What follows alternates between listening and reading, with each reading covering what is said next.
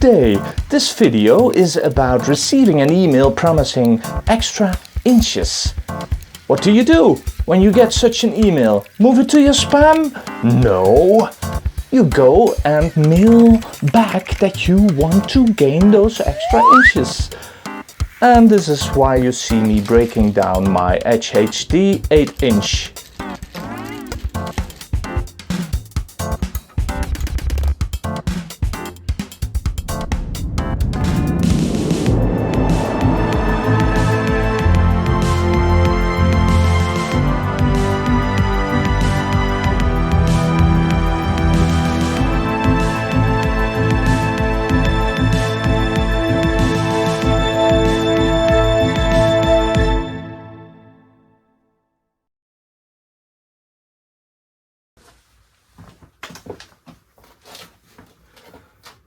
Hello and welcome to this little vlog. In this nice chest something is hidden, and if you want to guess what it is, well, it's written on it. It's a telescope, and it is a new telescope because I found a message on a, well, let's call it a bulletin board, where someone said that their telescope was getting too big and they wanted something smaller. So my 8-inch EdgeHD was the perfect thing for that person to use. So that means that I now have a little bigger Smith Cassegrain. Still an EdgeHD, but this is the 9 1/4 EdgeHD. So what I'm going to do now is, well, prepare this telescope for use with the EAF. I need to mount the off-axis guider. I need to mount the telescope, no, not the telescope. This is the telescope, the camera. And that camera, by the way, is the 294MC Pro. Still my old trusty camera. Yes, the one that at some point in its history lost its cool, but it was repaired. The sticker of ZWO is still on it. But this camera also had a small issue develop, but the issue is just that the glass, the window sometimes fogged up, and there is a solution for that. And today I went to my favorite shop in the Netherlands, Ganymedes, and I bought, what is it? Here it is. I bought a dew heater. This is a bit of, I always hesitated buying this because I find it's a bit flimsy, but yeah, if it does the trick, then we should just be able to use it, right? There are some tie wraps in the package. There's a splitter cable. I don't think I'm going to use that one, but it's there. And this is the dew heater. So apparently I need to remove some cover here so it frees up the adhesive part, and then I need to stick it on here, and I'll probably need to find out the proper orientation, and then I can plug it in. This will heat up, and that will then prevent the glass to fog up. And yes, I say fog up. I hope the closed caption option of YouTube is picking that up correctly. Let's put this back in the bag so I don't mess it up. As I said, it's paper thin, and yeah. I think the first job that we can do on the telescope is remove the focuser knob and put the EAF on it again. I think I will not need to mess around with the spacing of things too much. I think it should be probably about the same as with the 8-inch, so I think I can just remove a few screws and then put everything on it. Let's take a little screwdriver. Let's see, this one. First, let's slide off, if that is easily done than said, probably, but we need to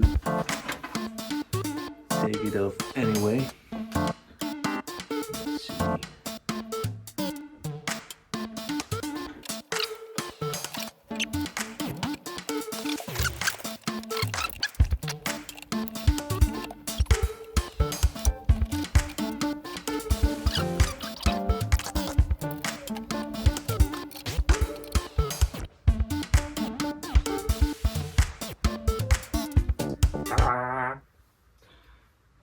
You just need some precision tools with telescope.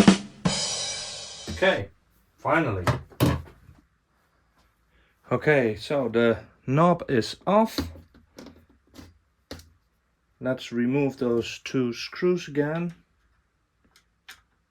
because now I should be able to attach the longer bolts that came with the EAF, or with the mounting bracket, I think. I'm not sure how I got these. One thing I'm sure of is that I really don't want to remove this orange plate. If you recall my other video about it, then you should probably know why. Because then I had some WTF moments instead of being amazed by the awesome easiness provided by the EAF. So these are the longer bolts, and I see that there, it seems to me there are two sized holes. Yeah, so I need to fit these into the smaller holes, and I'll also need to align this plate, which has only 3 holes in it, with those smaller holes. So that should be like so, and this should then, yeah. So I need now to, where's the camera? Oh, there. I need to use these recessed holes, and these line up with the holes in the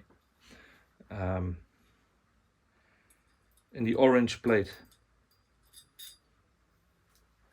Let me also grab my correct Allen wrench. Allen! Got a whole bunch here. Let's see which one I will need to use this time.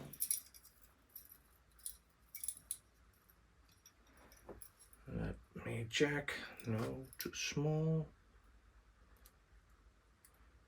Too large. This is the one. That's the one. I like it. Sorry. Yeah. So there's the screw, the hole, the thing. Let's do that. Oh yeah, and I think I will probably need to use the tiniest one. Not the tiniest, this one, I guess.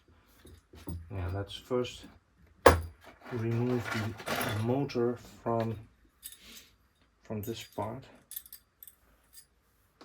because it will allow me to reach the screws a little bit better.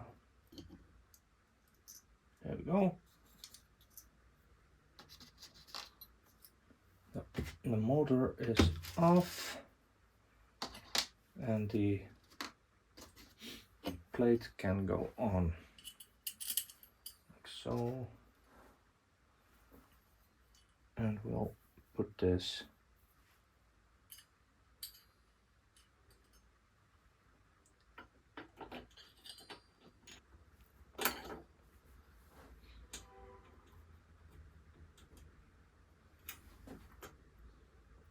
and I think I need to adjust this, and that's yet another. Is that this one? No, that's the too big one. That's probably this one. Yep.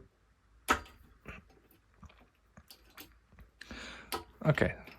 So far for my theory that it needs no adjusting. But this is the third row in this. Oh, I can probably show it better differently. So the screws were in the third row, but they will need to go in the second one if I look at it now. Well, let's put that on later. Let's first concentrate on the 3 screws that will have to go into the orange plate thingy that I mentioned. Let's see if I can find the holes.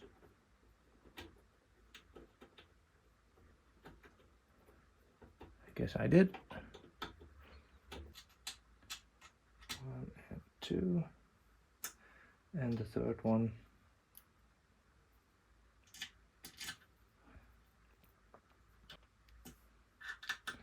Let's give these a nice twist so they are all tight. There you go. And then we have this part, and we need to obviously have the white area over the focusing knob, and that needs some tensioning on some grub screws.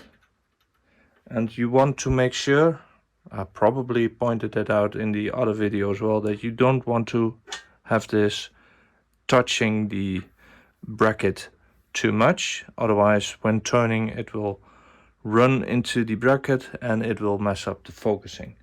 So just keep it up, keep it off the edge just a tiny bit, not too wide, not too close. Perhaps give it a nice turn to see if it hits. I think I would like it to be a little bit more distant, like so.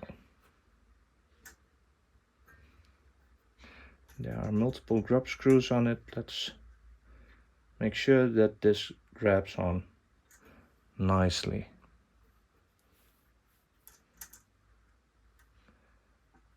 I don't think there's any reason to over tighten, but let's make sure it's at least not going to come loose unintentionally. So this part will go on here, and then this part will need to be mounted here. Obviously I want the bracket to be enough inserted that it grabs hold of the correct part.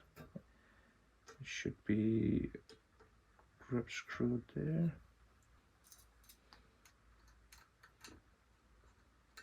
Okay, and now we need to line this up properly, and ultimately it does come down to be the third position. Okay, interesting. Don't know why it didn't fit before. Let's reattach these then. Okay, and the final 2 screws will be these 2.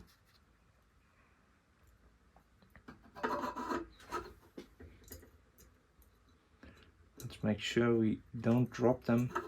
You know what? Let's make sure that the telescope is in its vertical position again.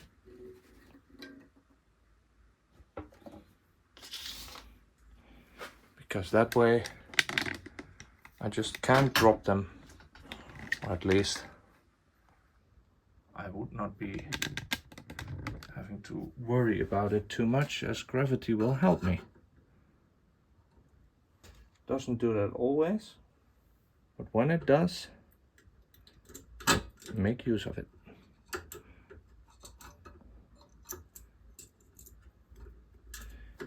It is teasing me.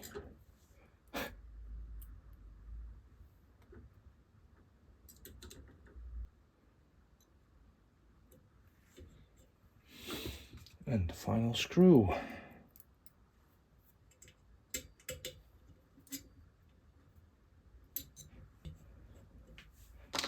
Let's tighten these two now too. And there we have it. A EAF fitted to the telescope. I'll find myself a nice bag. Let's make sure that we put the original screws of the EdgeHD in here so we don't lose them, together with the focus knob. And I'll store that in the box of the EAF. That way, whenever I need to remove this again for whatever reason, I will know that this is what came off to mount it. And this box can go back in my ZWO cabinet. Did I ever show that? Let me see. I have a box full of, or a cupboard full of ZWO boxes. That's what you get in this weird hobby. Let's get back to the topic at hand, and let's remove this part and put the stuff on it, and let's first look into how to mount it.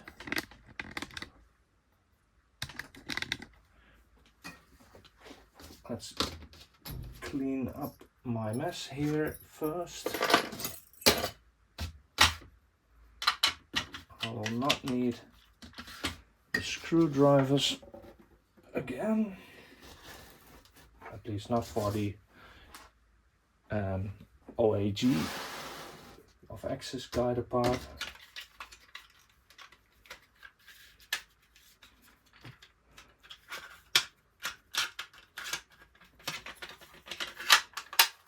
There, screwdrivers, and the precision tool, of course, and all my Allen keys. Allen! I wonder how often I will be able to use that video clip of that animal. You say Allen! In this video.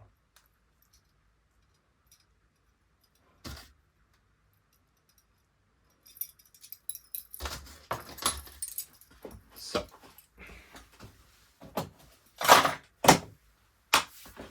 the OAG. The OAG has a manual, and I am Dutch. We Dutch people are notorious for not reading manuals, but this time I think it's a valuable endeavor to do so, as this will clearly show how to mount it on my 9 1/4, as this is a little bit different as opposed to the EdgeHD 8. So let's see, what does it say? I need to, yeah, this part needs to come off.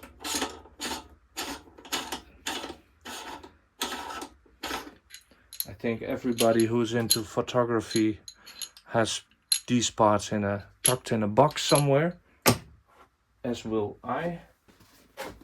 There we have the box with my OEG part, and I stored this part with the camera in its focus position already, like so, not to get dust in it too much. Let's see, we need this part, okay, and that needs to go on here. I'm first going to use it natively, f10 full focal length, which will be, what is it, like 2300 millimeters or something. It's an insane amount, I know, but I'm insane. Well, here we go with the OAG part.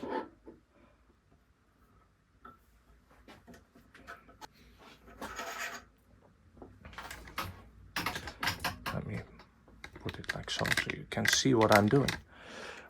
I put a dust cap on it of the William Optics scope I have. That nicely fits on there. Okay, the camera, where's the camera? So here's the camera. The camera. Will I also immediately put on the sticky stuff for the dew heater?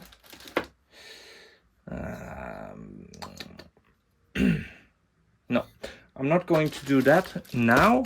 I'm going to do that at a later stage. I first want to read up the advice how to put it on, and I think it will be a nice video in itself. So let's you know what, let's remove this part so it makes it easier to screw on.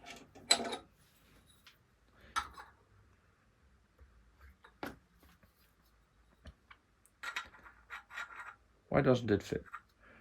What am I doing wrong? Oh yeah, ha ha ha ha ha! I have a filter drawer system. That is what I'm going to screw on here. That's right. And this is where the camera goes.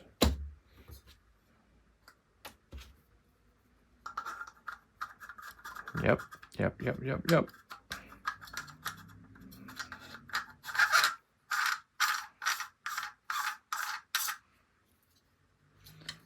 Okay. And now we're at it. Let's blow some dust out of this part, just to be sure. With a nice little blowing thingy. I have no idea.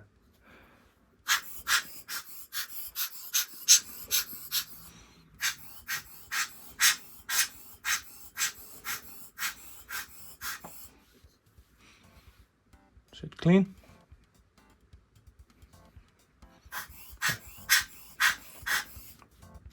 And now we can put this on here.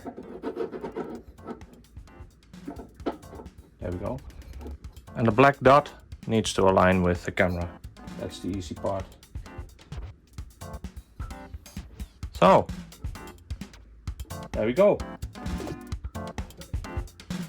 EAF installed, off-axis guider installed, camera installed, and let's wait for some clear nights and then go and play with it.